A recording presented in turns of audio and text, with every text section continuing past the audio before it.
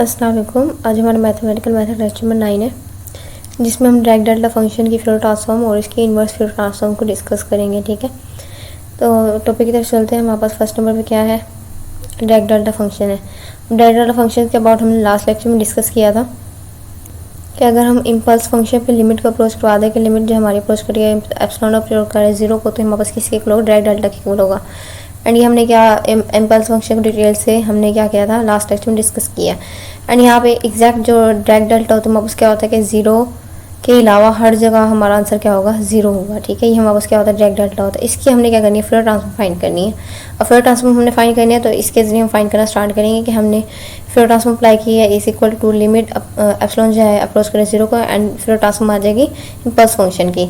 ठीक है, अब यहाँ पे हमारा जो है एक्स है, ये हमारे पास मतलब यहाँ पे जो ए है सेंटर वो 0 है। यहाँ पर हम एक्स माइनस ए के डिफाइन करें कि हमने जो फॉर्म में ये लास्ट लेक्चर हमने जो है ना फाइंड की हुई है इम्पल्स फंक्शन के लिए, तो उसमें हमारे पास इसी के इक्वल आई थी फॉर्म। ठीक है, और इम्पल्स फंक्शन जो फ्यूरियर ट्रांसफॉर्म है वो हमने फाइंड की थी, तो हमारे पास इसके इक्वल आई थी। अब यहाँ पे जब हम इस पर लिमिट को अप्रोच करवाएंगे तो लिमिट से इस वाले फॉर्म पे अप्रोच करें, क्योंकि यहाँ पे एप्सिलॉन है। ठीक है, ये वाली टर्म तो लिमिट से बाहर आ जाएगी बाकी, तो ये वाली टर्म हमने एज इट लिख दिया। और जब इस पे लिमिट अप्लाई होगी तो हमें पता है कि अगर साइन थीटा और थीटा वाला फॉर्म हो और इस पे थीटा अप्रोच करे 0 को, तो हमारे पास आंसर क्या आता है, 1 आता है।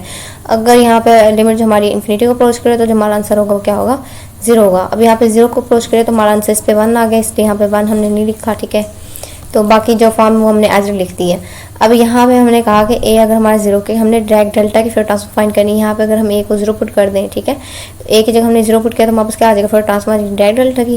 और यहाँ ए की पावर में 0 हो जाएगा। ए की पावर में 0 हमें पता है किसके इक्वल होती है, 1 के इक्वल होता है। ठीक है, इसलिए हमारे पास जो आंसर है वो जस्ट 1/2 पाई अंडर रूट में आ गया।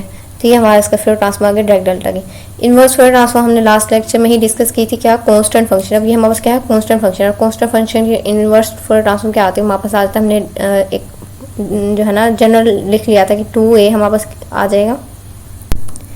एंड इसके साथ क्या था, direct delta multiply 2 pi under root में a डायरेक्ट डेल्टा, ही हमने कांस्टेंट फंक्शन की है, यानी सिमिलर फंक्शन फ्यूरियर ट्रांसफॉर्म निकाली थी ऐसी।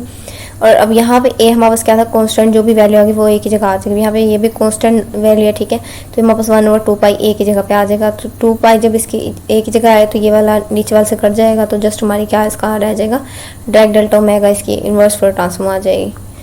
तो यहाँ तक बात क्लियर है। आज के लेक्चर में मैंने डिस्कस करना था, अगर इसमें कोई भी इशू हो तो आप लोग मुझसे पूछ सकते हैं। अल्लाह हाफिज़।